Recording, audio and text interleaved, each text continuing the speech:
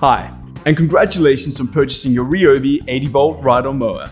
In this video, I'm going to run you through the simple steps to get you mowing in no time. Our video has been broken up into the following 3 sections: the actual assembly of your mower, the preparation to drive the mower off the shipping crate, and getting your mower ready for first use. So let's get started by checking off the additional tools you're going to need other than the ones supplied. Starting with a socket wrench with a 13mm socket, a pair of sharp scissors, and a tire pressure gauge.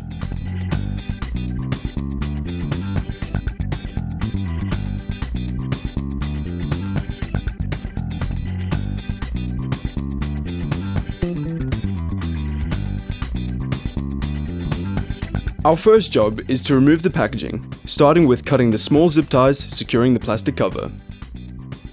Now, remove the boxes containing loose parts, assembly hardware, and the documentation. Further details on assembling your mower can be found in this owner's manual. Then set aside all accessible packaging and wrapping from the unit and parts. But don't throw away the packing material until you have carefully inspected and operated the mower to your satisfaction. Laying everything out, inspect the mower and parts carefully for any breakage or damage that may have occurred during shipping. Should you find any of the parts damaged or missing, call the Ryobi customer service number for assistance. Using your 13mm socket and supplied spanner, remove the bolt securing the corner and side braces to the frame bottom. Then lift the braces to remove them. Carefully cut the nylon strap securing the front and rear wheel axles to the frame. Our first part to assemble is the seat. Remove the 2 bolts from each side of the seat bottom frame. Now position the seat back brackets over the outer sides of the bottom mounting brackets. Align the bolt holes as you lower the seat back. Allowing the tab on the seat back to rest against the bottom frame will assist in the alignment. Insert the 2 bolts to secure each side of the seat back to the bottom frame and hand tighten each bolt. The seat back has been shipped with installed bolts that have been left loosened to aid in bracket alignment. Once the lower 2 bolts are installed, you can now firmly tighten all 3 bolts on both sides. With the seat assembled, we can now adjust the armrests. To adjust these to the most comfortable operating height, remove the 2 retaining bolts. Then raise or lower the armrest to the desired height, making sure both bolt holes are still in alignment with the holes in the seat frame. Reinstall the bolts and tighten them firmly. The left armrest also adjusts forward and backward. To move the armrest, first loosen its locking knob and adjust the armrest to the desired position. Then firmly retighten the knob to secure the armrest in place. The seat is also adjustable. To move the seat forward or backward, lift and hold the seat adjustment lever, then slide the seat to the desired position. Release the lever and make sure the seat is locked in position before operating the mower. To adjust the seat's suspension travel, simply turn the knob to the right or left. Next up is to install the joystick. Start by inserting the joystick through its dust cover. On the mower, pull the joystick spindle up fully. As you lower the joystick over the spindle, align the 2 holes on the joystick with the holes on the spindle. Insert the 2 supplied hex screws and tighten them securely with the included hex key.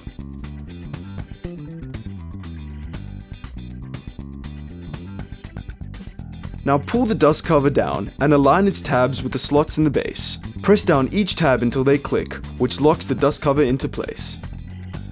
Next is installing the rear plate.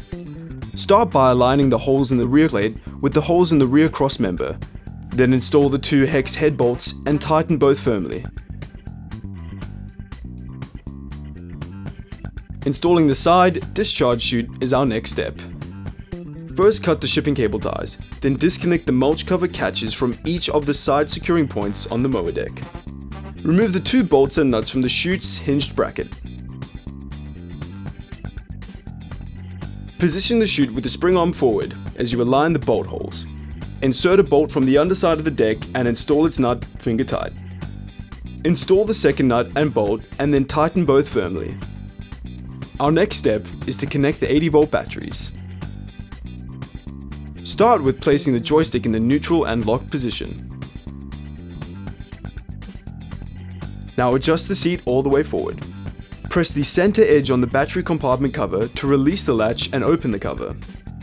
Locate the battery's quick connect plugs on the right hand side. Align and press each connector down into the socket of the respective batteries.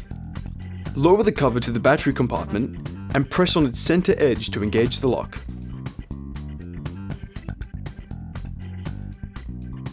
The final assembly step is to connect the 36-volt battery packs. To connect the 36-volt batteries, open the battery covers located on each side of the mower. Then raise each battery from its port and remove the foam packing from the bottom of the port. To reinsert the batteries, align the raised ribs on the battery with the grooves in the battery port. Then push the battery all the way down. The battery is fully seated when the latch on the bottom of the battery snaps in place. With everything assembled, we just have 3 more steps to get the mower ready to drive off the shipping crate, starting with checking the tire pressure of each wheel. It's important to check the air pressure in all tires before use, as well as making it part of your regular maintenance routine. This is because improper tire pressure will affect handling, such as steering response and traction, as well as level cutting. It will also reduce tire life and your comfort while riding.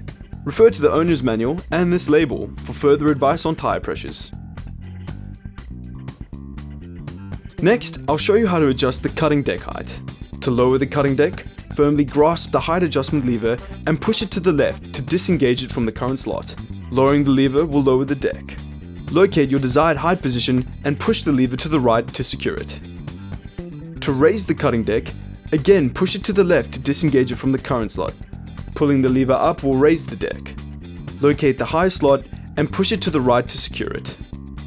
The last stage of our preparation is learning how to operate the park brake. Start with moving the joystick into the central lock position. Then fully depress and hold the brake pedal. Rock your foot forward to fully depress and activate the parking brake. To release the park brake, firmly press and release the brake pedal. Finally, we are ready to drive the mower off the shipping crate. Raise the cutting deck, locate the high slot and push it to the right to secure it. Insert the key and turn it to the on position. Then press the low speed drive button. With your hand holding the joystick in the central position, release the parking brake. Slowly move the joystick backwards to reverse the mower. Use very small movements of the joystick combined with the brake pedal to control the speed as you slowly drive the mower off the frame. Once off, apply the park brake and switch off the mower.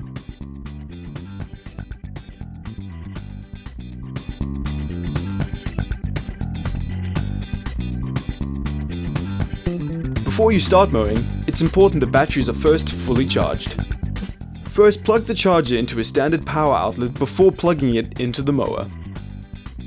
Now, insert the charger plug into the charging port on the left side of the mower, making sure it's properly connected. The digital dashboard monitors level of charge and will indicate when the mower is fully charged.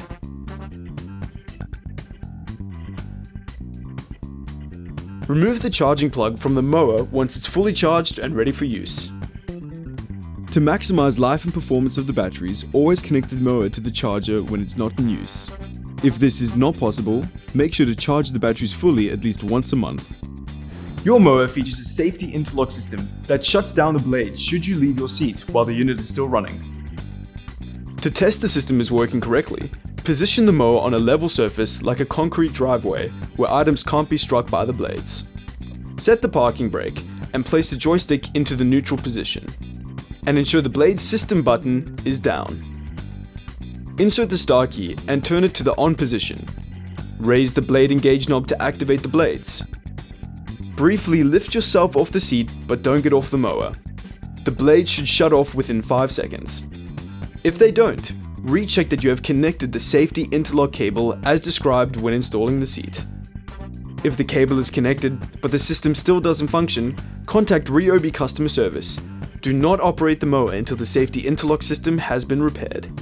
So there you have it, your mower is fully assembled, charged up and ready to go. Again, if you need any additional assistance, please call the Ryobi customer service number. To learn more about your mower, check out the links in the description. And don't forget to subscribe to our channel and hit the bell icon to be notified of our latest releases. Ryobi, a cut above.